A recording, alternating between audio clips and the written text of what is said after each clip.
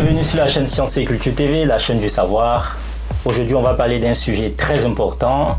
On va parler de culture. Et nous avons notre invité ici présent qui va nous détailler un peu ce dont on va parler. On va parler aujourd'hui de l'éducation. Quelle est la place de l'éducation aujourd'hui dans notre société et comment est-ce qu'on peut évaluer le niveau de l'éducation aujourd'hui. Donc, restez scotchés et on se dit à tout de suite.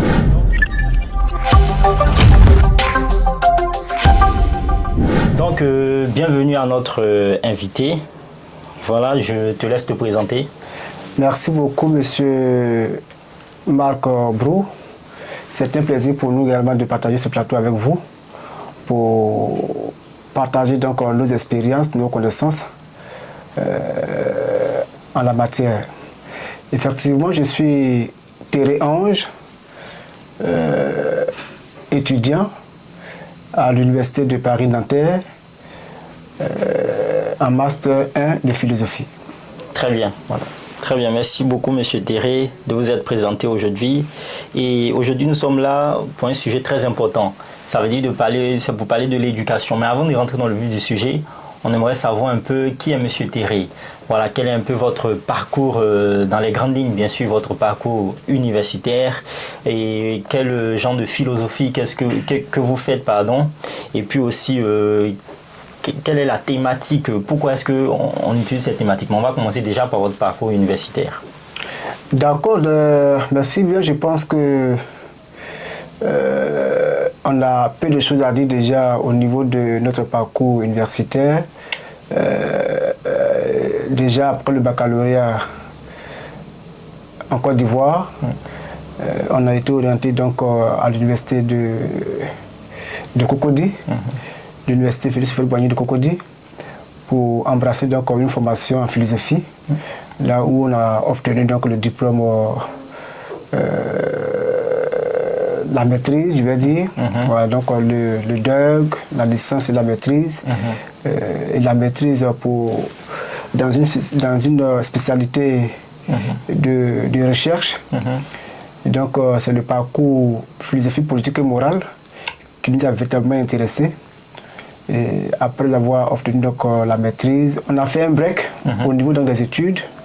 Et après, le temps de s'organiser et continuer donc les études supérieures pour une autre destination. Et donc c'est justement dans le cadre de nos études qu'on se retrouve aujourd'hui en France pour poursuivre donc, nos études universitaires et après penser maintenant à nous insérer d'un point de vue professionnel. Très bien. Et le master que vous faites, ça veut dire, quelle est la branche de philosophie que vous étudiez? Effectivement, je disais tantôt que c'est la philosophie politique et morale.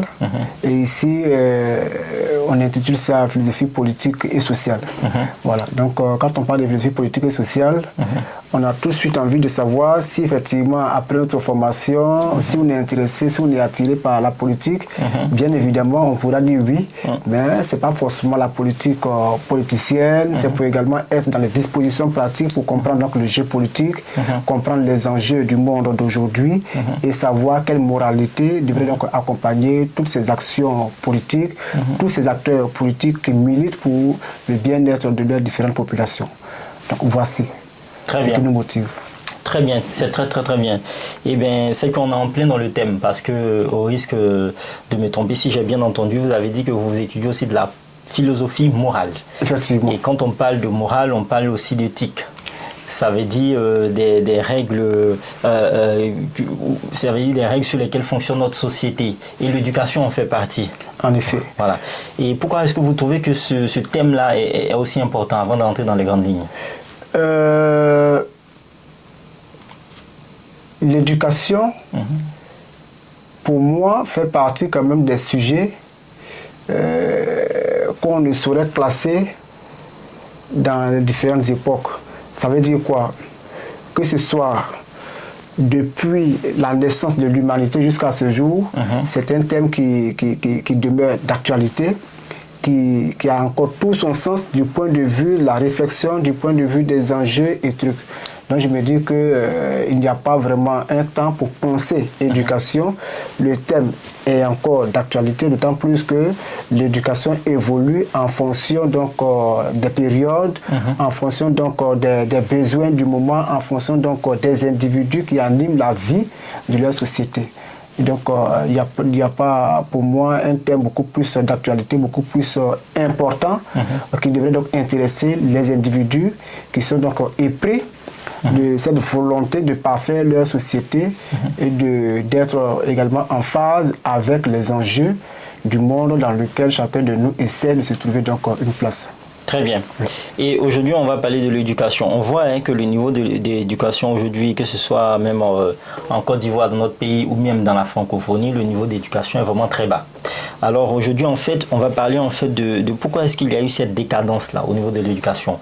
Ça se voit, la dernière fois, on a vu que en France, dans les années précédentes, des profs qui sont poignardés, des profs qui n'ont plus d'autorité, le niveau scolaire, les résultats scolaires ne sont plus ça, ne sont plus comme avant.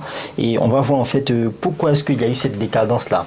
Donc pour vous, selon vous, étant donné que vous êtes philosophe moralistique, je ne sais pas si ça se dit, mais qui étudie la morale, quelle est la définition que vous pouvez donner à l'éducation, surtout l'éducation scolaire?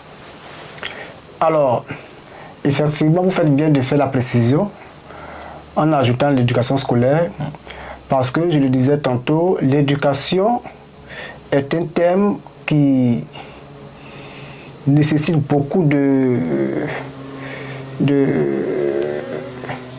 je vais dire qu'on n'aborde pas aussi facilement que cela laisse croire. Ça veut dire quoi? Vous posez aujourd'hui la question de savoir qu'est-ce que l'éducation. Et je suis tenté de dire que je ne sais pas ce que c'est que l'éducation. Ou alors, je dirais que l'éducation, c'est l'homme. C'est l'homme dans sa totalité. C'est l'homme du point de vue de sa connaissance. Et donc je dirais que c'est le résultat d'un enseignement. L'éducation, c'est le résultat d'un enseignement. Pour aller plus loin, je veux paraphraser Platon qui disait que aux enfants, il faut laisser un bel héritage de conscience plutôt que d'or.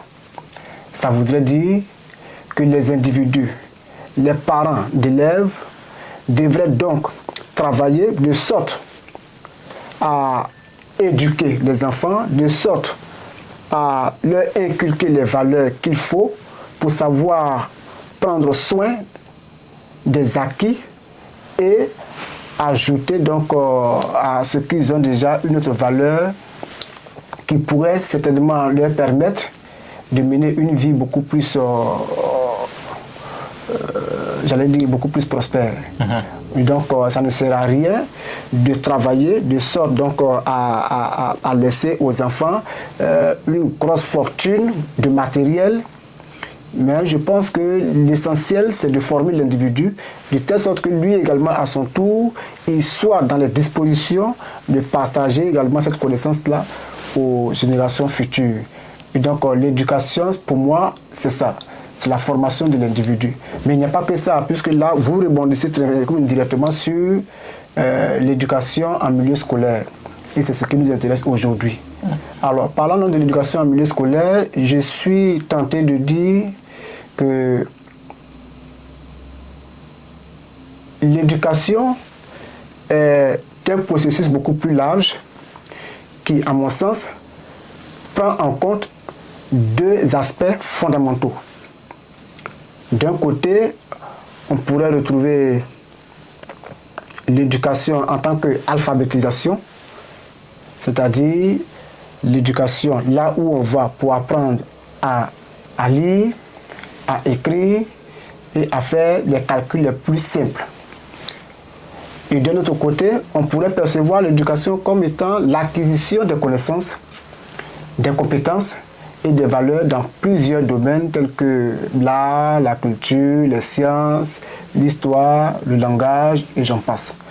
Donc, pour me résumer, pour répondre donc directement à votre question, je dirais que l'éducation est donc un processus qui permet donc à l'individu de se développer, de se former, afin de s'orienter sainement de la société et apporter également sa contribution dans l'élan de la construction de la société dans laquelle il évolue.